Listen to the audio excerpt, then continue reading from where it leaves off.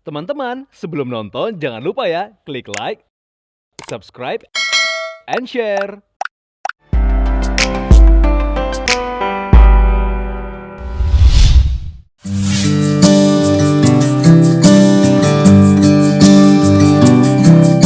Viewers, usai menikah tentu ada banyak penyesuaian dan adaptasi yang harus dilalui satu sama lain.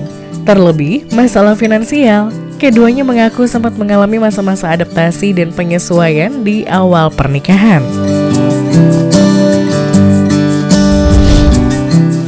Ya waktu habis nikahan alhamdulillah ada rezeki, terus waktu itu bisa jalan-jalan, maksudnya jalan-jalan sama anak-anak, terus juga bisa ya walaupun pertama kali kita masih tinggal di rumah orang tua sih, ganti-gantian ke rumah papanya Eka, ke rumah papa saya, terus kemudian ada rezeki dari situ alhamdulillah punya rumah, terus kemudian juga setelah punya anak pertama, kedua, terus juga ya bisa merapikan rumah lah gitu loh, bisa renovasi rumah. Sebelum saya, ya waktu masih jalan, ya seperti ku bilang sebelum aku lebih banyak belajar agama dan ibadah, ya memang ini sih ada masa-masa lah, hampir setahun tuh kita waktu pertama kali saya buka kantor terus pada buka sendiri-sendiri teman. Ya kadang kalau kita lagi kerja makanan dari rumah.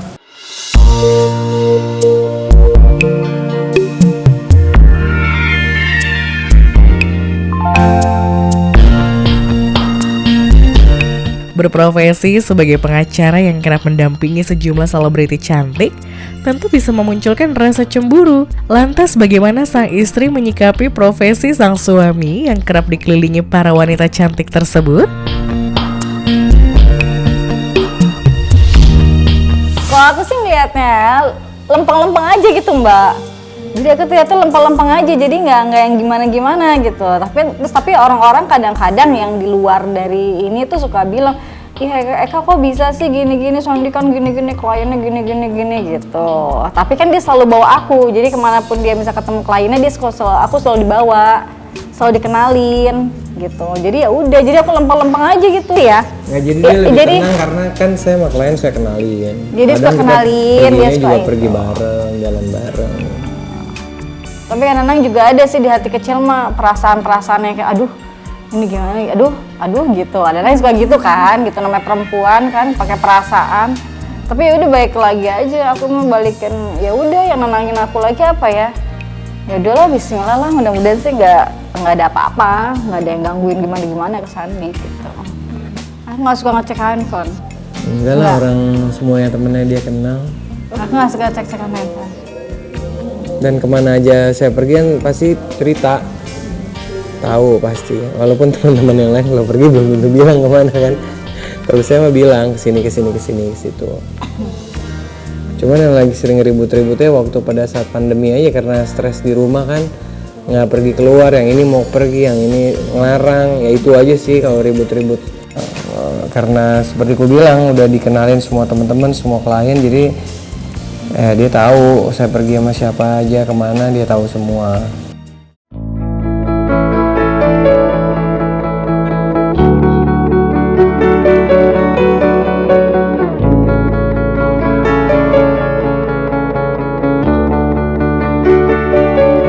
Setiap rumah tangga pasti pernah mengalami pasang surut dalam mengarungi bahtera pernikahan.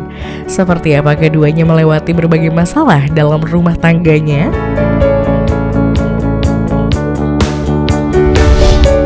Kalau saya sih lebih kepada yang penting ngasih tahu jujur,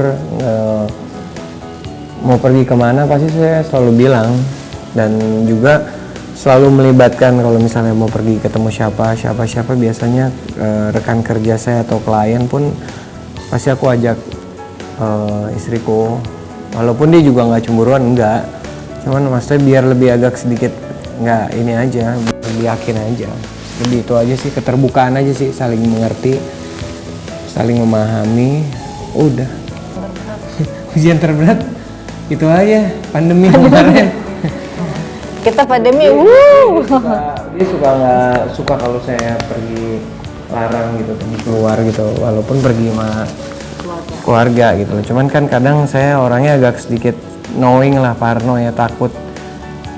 Karena kan ada beberapa temen yang kena, terus ada keluarganya yang itu. Saya hanya menjaga aja sih, bukan berarti saya melarang nggak boleh pergi sama keluarga. Cuman lebih karena sayang sama istri sama anak-anak gitu. Jadi ya kadang-kadang perdebatannya waktu pas pada saat pandemi aja tuh sering ribut tuh, lumayan tuh kalau ribut lumayan bisa seru-seru juga itu kalau diliput.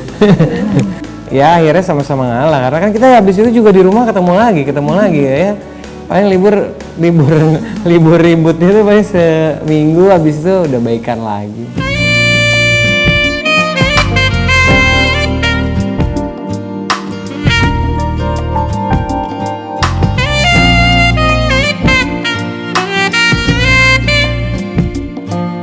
Jika di luar, Sandy dikenal sebagai sosok pengacara yang terbilang serius dan tak neko-neko.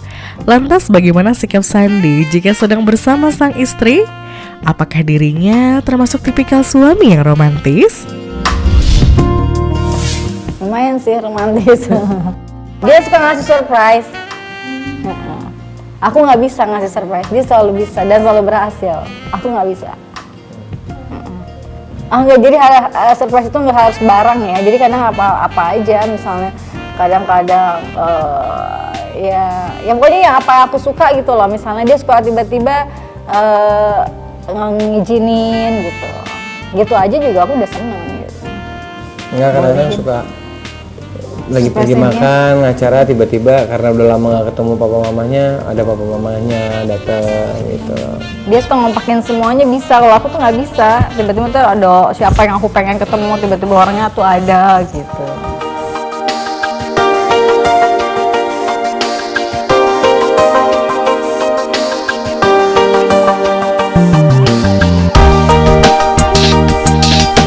Isra Marshall Arifin, Ashira Arifin, dan Rafa Arnian Arifin adalah penyempurna kebahagiaan Sandy dan Eka.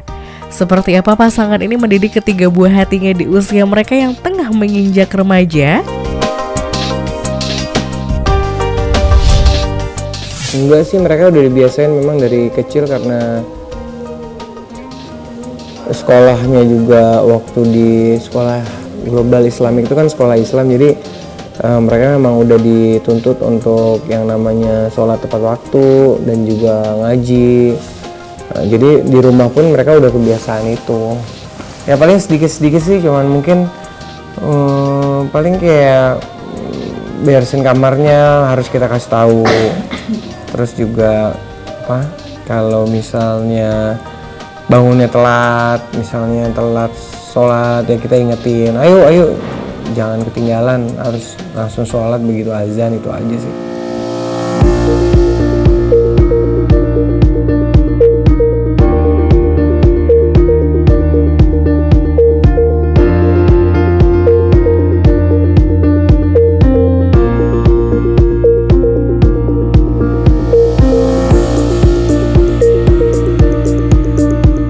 Si sulung Isra Marshall Arifin berhasil tampil sebagai salah satu tim paskibraka di istana pada upacara HUT Kemerdekaan Indonesia ke-77 Agustus lalu. Isra yang bertugas sebagai tim penurunan bendera merah putih itu berhasil membuat bangga kedua orang tuanya. Seperti apa ungkapan hati keduanya?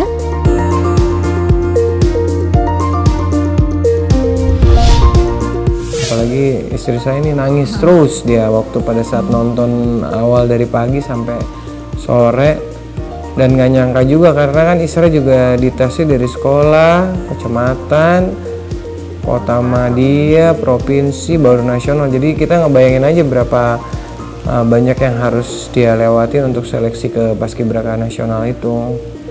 Terus yang terakhirnya juga kan untuk tugasnya pada saat 17 kita kan belum tahu, karena kan 45 hari itu hampir kurang lebih kita nggak ketemu sama anak saya kan. Saya nggak tahu tugasnya nanti di mana, mau main pagi atau sore gitu. Baru dikasih tahu pas kita berangkat ke istana pagi, Isra ternyata mainnya sore. Kita baru bisa ketemu tuh di Wisma sama orang tua seluruh macam provinsi. Kita ketemu, Isra cuma bilang, ayah maaf ya, kenapa? Aku main sore. Lo nggak apa-apa, sore sama pagi sama kualitas dan juga kebanggaannya. Semua sama-sama ngibarin bendera merah putih dan nurunin. Aku nggak pernah ngarahin, tapi karena Isra dari kecil tuh udah hobi baris berbaris, dia ikut pramuka, dia ikut kegiatan kayak semacam OSIS. Terus kebanyakan dia di sekolah itu waktu SD SMP disuruh jadi kayak semacam komandan lah gitu loh. Dia jadi kayaknya hobinya kayak lebih ke militer, pengen jadi mau masuk ke Taruna Akpol. Kebetulan juga kakeknya sama ada omnya, ada yang tentara, ada yang polisi. Jadi doktrin itu mungkin dari kecil dia udah ngeliat ya, waktu pada saat pakai baju uniformnya dia udah mungkin tertarik dari situ. Tapi saya nggak mengharuskan Isra kamu harus jadi pengacara ya. Enggak, jadi biar anak-anak aja yang memilih kalau misalnya memang mereka mau menentukan atau memilih cita-citanya ke depan. Dia mau pingsan mulu kalau nonton. Saya di sebelah deg-degan tuh. Aduh mau pingsannya lemas. Aduh lagi nyebarin bendera di sebelah banyak pejabat, terpingsan kita yang repot kan. Udah tenang aja, bismillah. Karena kan lewatnya depan kita kan waktu pertama kali baru jalan tuh sore-sore. Pokoknya Isra tuh dari masa dia di karantina, dia di karantina, itu aja aku bawaannya udah melo. Selama dia di karantina aja itu, aku udah melo aja, setiap ngomong Isra aku nangis gitu kan. Tapi ya aku pokoknya bawaannya nangis aja gitu, haru, karena inget dia udah kecil, inget dia waktu di rumah gitu kan. Terus udah gitu ya dia seperti ini, terus dia menjalankan tugasnya itu, aku tuh nggak bisa makan, nggak bisa minum, nggak bisa ngomong. Boleh nangis karena posisi aku kan selalu minta yang terbaik kan, kalau sama Allah minta yang terbaik dia buat Isra gitu. Terus ya udah pas dapat sore ya udah gitu. Jadi aku bilang, zikir aja, mulut aku udah zikir, aku mat kambit aja udah zikir. Pokoknya bener-bener Isra bisa gitu.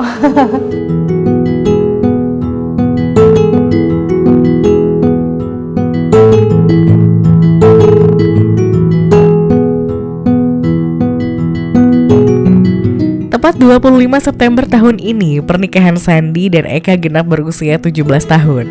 Susah senang, pahit manis, suka dan duka tentu telah dilalui pasangan ini. Keduanya pun merasa bersyukur dan berterima kasih atas segala pencapaian yang berhasil dilalui bersama.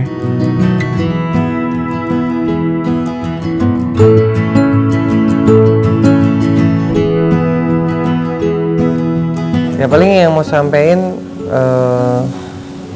ke istriku, terima kasih sudah selalu mendampingi, menjadi ibu yang terbaik buat anak-anak, juga buat kita, banyak sabar, banyak mengajarkan kita semua, pokoknya terbaik buat mamanya anak-anak. Kalau aku ya udah sih, aku terima kasih udah ini jadi suami yang bertanggung jawab. Menjadi anak yang soleh dan soleha, berbakti kepada orang tua dan bangsa, dan selalu bermanfaat bagi seluruh umat.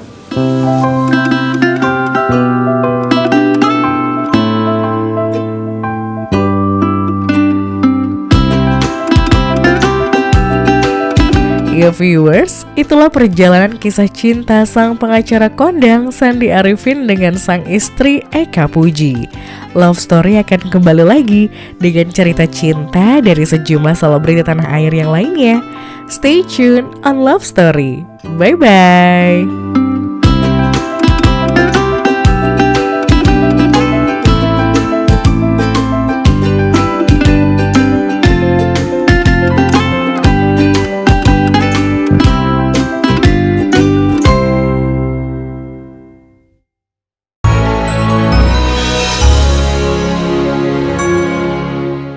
Teman-teman, sebelum nonton jangan lupa ya klik like, subscribe, and share.